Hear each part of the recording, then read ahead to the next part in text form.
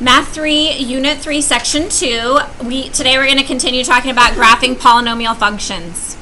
Okay, and so just kind of as a recap, to find the degree of a factored polynomial, and remember we talked about this is question 25 from your homework on 3.1, is that you can just add up the degrees of the factors. Okay, to find the leading coefficient of a factored polynomial, you need to multiply together the leading coefficients of your factors. Okay, so we're going to kind of go through this here. So the first one, it says find the degree, the leading coefficient of the following factored polynomials. We also are going to talk about, we're going to add in and the end behavior, because I want to make sure you guys understand this.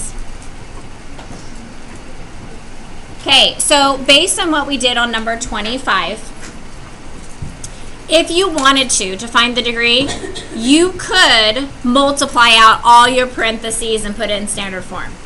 Okay, but that takes a lot of time, Aaron.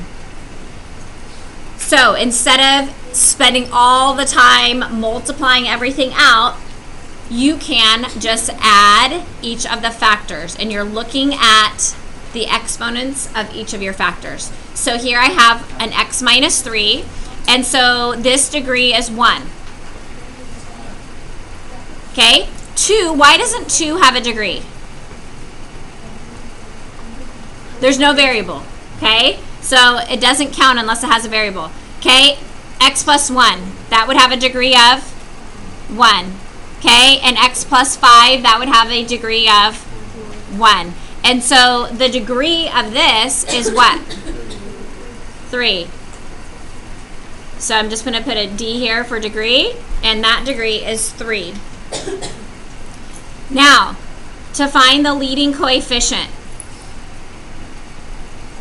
we're going to kind of over here write leading coefficient. Some of you will end up being able to do this in your heads probably. But to start with, I'm going to take 2. Okay? The leading coefficient on this would be 1. The number in front of the x there is 1. This one would also be 1, and this leading coefficient would also be 1. And when you multiply all that together, you get 2. So my leading coefficient is 2. Okay, so far so good? Any questions? Denise?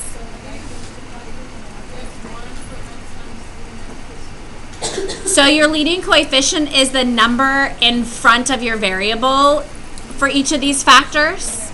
And so if there isn't a number in front of the x, it's a 1. Okay? So some of them would have different numbers, like you could have a 2x here, and so then you would be multiplying by 2. So you're looking at the number in front of your x. And then if you have a number that's factored at the beginning, you have to take that too, because that's also part of your leading coefficient. Okay? But if you're ever confused, you can always multiply everything out and you will get the same answer. Okay, so our end behavior. Okay, so we're just going to call that EB for our end behavior. The right end behavior, how do we figure out the right end behavior?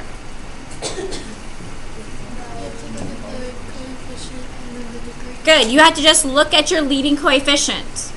If your leading coefficient is positive, your right end behavior is positive infinity. Okay, now for your left end behavior, that comes from your degree. If your degree is odd, your left end behavior will be the opposite. If my degree is even, it'll be the same. So in this case, 3 is odd, so that means my left end behavior would be negative infinity. Okay, and so all of this is going to be our answer.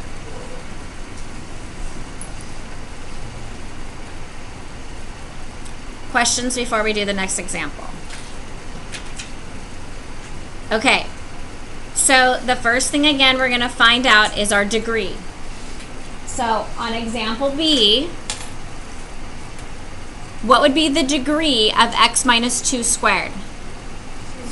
2, because we have an x minus 2 and another x minus 2. Do we agree?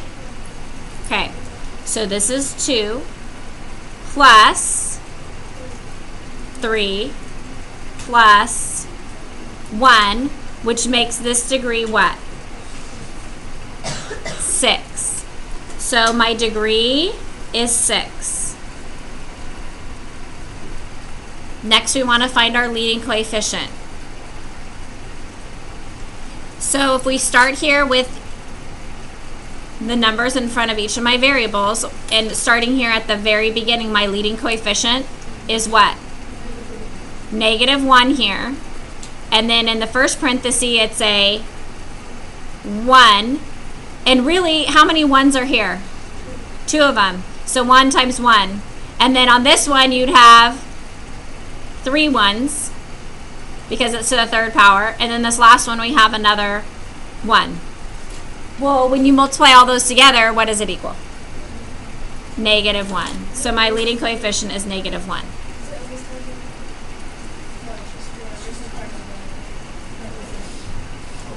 So the number in front of your parentheses, this number right here, is -1. And then we just have to be careful to check each of our parentheses afterwards. Because if you were to multiply them all out and there was like a 2 or a 3 or something in here, it would change your leading coefficient. No, like, is it always times 1 for the x's? No. Well, if the x is in front like this, yes. But do you see right here how this x has a minus in front of it? This one's going to be what? -1. Yes. Sure. Let me rewrite this problem out. So this right here is -1 times, this is x minus 2 and x minus 2. This one is x plus 1 and x plus 1 and x plus 1. And this one is x plus 7. Okay? So this -1 came from the -1 in front. This was this one was this one, this one is this one, this is this one, this one, this one. And then we multiply them all together. Any other questions right now? Are we okay? All right, and so now we're going to talk about our end behavior. So my end behavior on the right side and left side. So on the right side, what direction is it going to go?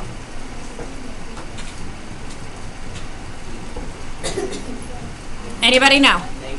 Good. Negative infinity. How do you know it's negative infinity?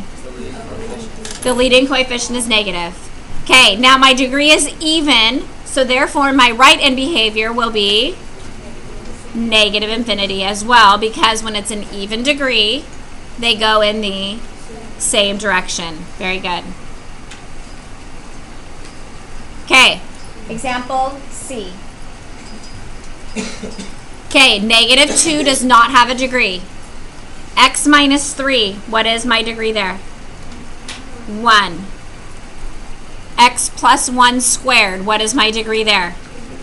2. 1 minus x, what is my degree there? 1. And so what does my degree end up being? 4. So my degree is 4.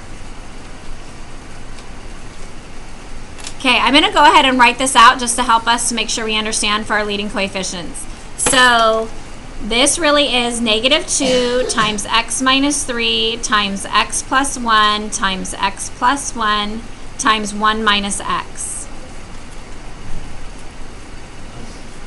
Okay, are we okay so far? So all I did was write out what was here. When you have an x plus 1 squared, that's why I have 2x plus 1. Okay, so in terms of leading coefficients, we have a -2. Here I have a 1.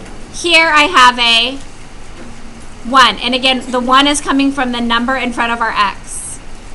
Here I have a 1. But here, what do I have? A -1. So we have to be careful. And when I multiply all that together, what do I get? A positive 2. Because a negative times a negative makes a positive.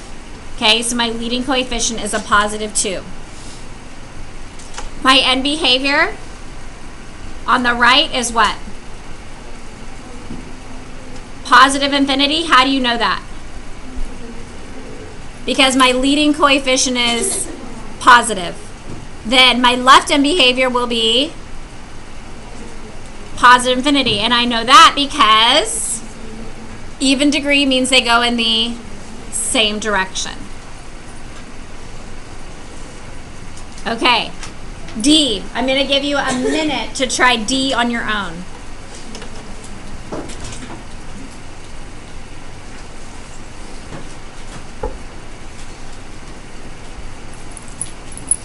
Make sure you guys watch that in the notes. Yeah.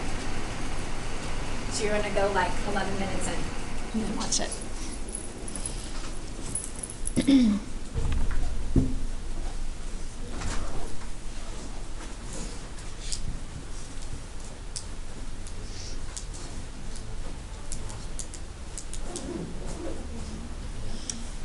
So this one is a little bit tricky. So I'm just going to go ahead and go through this to make sure you got it. So talking about our degree first, okay? So let's see if you guys got it. This has a degree of what? 1. This has a degree of what? Very good. And what does this have a degree of? 2. Very good. Does everybody understand where the 3 and the 2 and everything came from? Because we're always looking at our exponents, okay? Exponents of our variables. Okay, so we add that up and we get 6. Okay, leading coefficient on this one is also a little tricky. And I think that when you're finding the leading coefficient and you have some of these in different orders, it's maybe better to write the whole thing out. And so I'm going to write this out, 3 parentheses x plus 1. And then we have 3 minus x how many times? 3 times. And then I have a 4x squared plus 1. Okay, so on this one, when I'm finding my lead coefficient, my first number that I'm multiplying by is what? 3. And then we have a 1. And then this one is what? Negative 1. And then we have a negative 1. And then we have a negative 1. And then here we have a 4. Is everybody okay there? All right, so when we multiply that together, first of all, will I end up with a negative or a positive answer? Negative, good, because 2 negatives make a positive, but I have 3 negatives, okay? And then we get 3 times 1 is 3, times 4 makes 12. And so it ends up being a negative 12 for my leading coefficient. Do we have any questions about those? How many of you guys got those right? Good. Okay, and then our end behavior. I'm going to go ahead and pull a stick for this one. And so I want you to tell me what is my right end behavior, and then how do you know it? Okay? Are we ready? Do you guys need to talk about it real quick in your groups? Okay, so right end behavior. She's not here. Robert, do you know what my right end behavior is?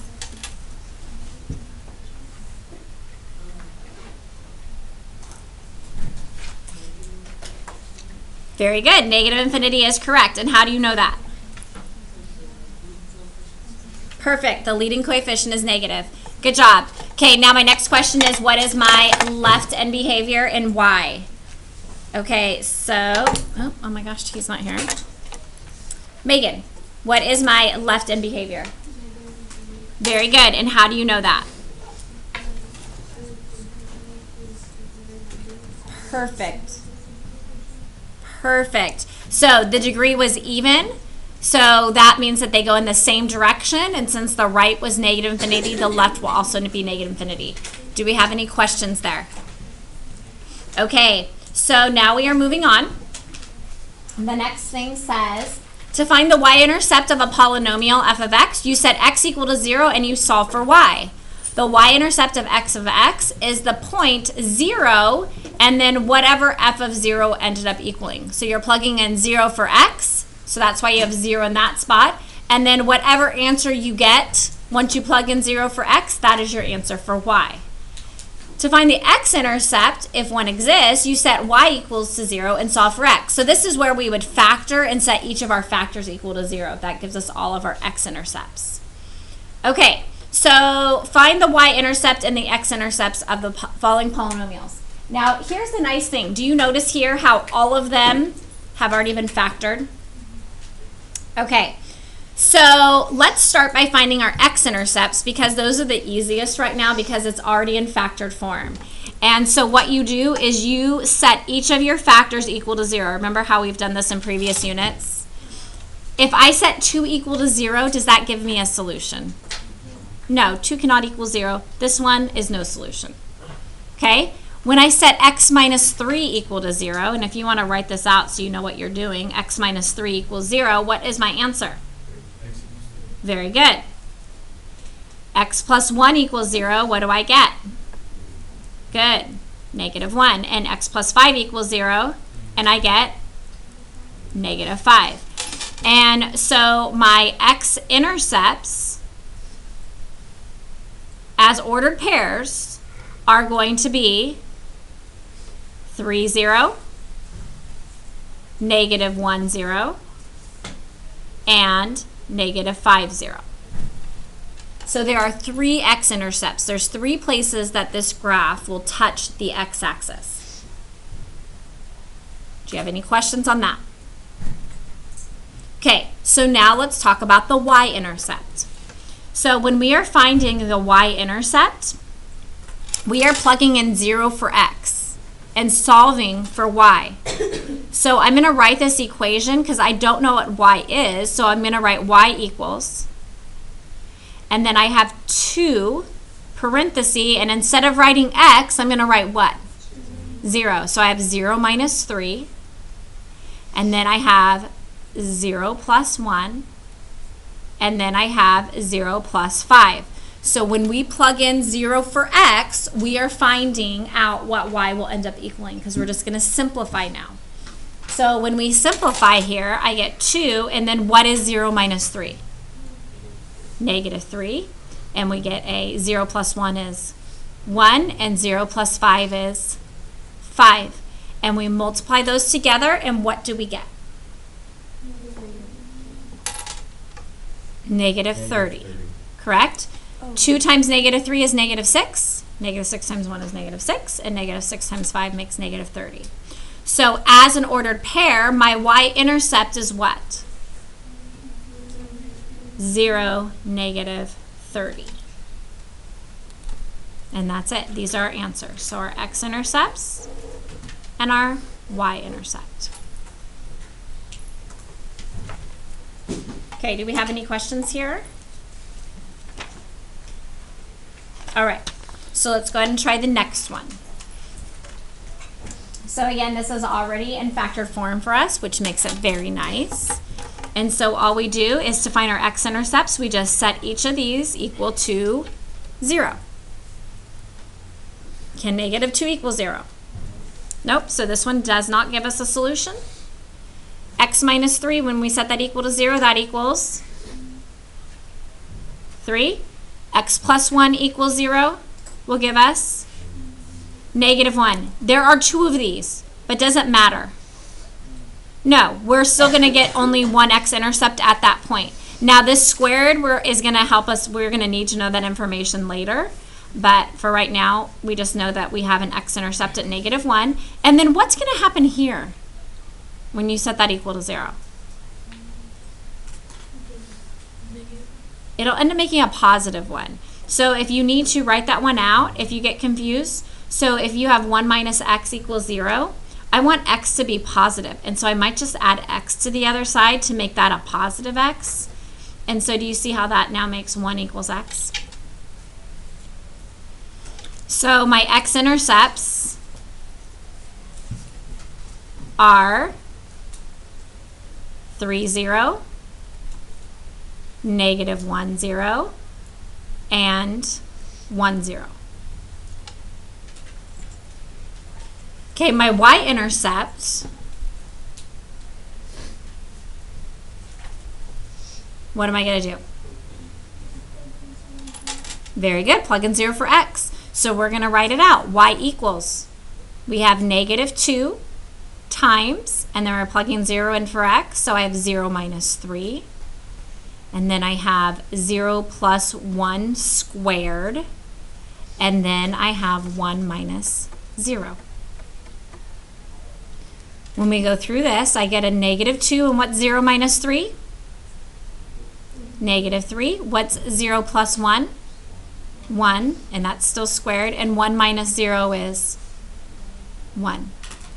So when I multiply that out, 1 squared is still just 1, and then we multiply and we get what? Positive 6. So my y-intercept is 0, 6. Okay, any questions? All right, we're going to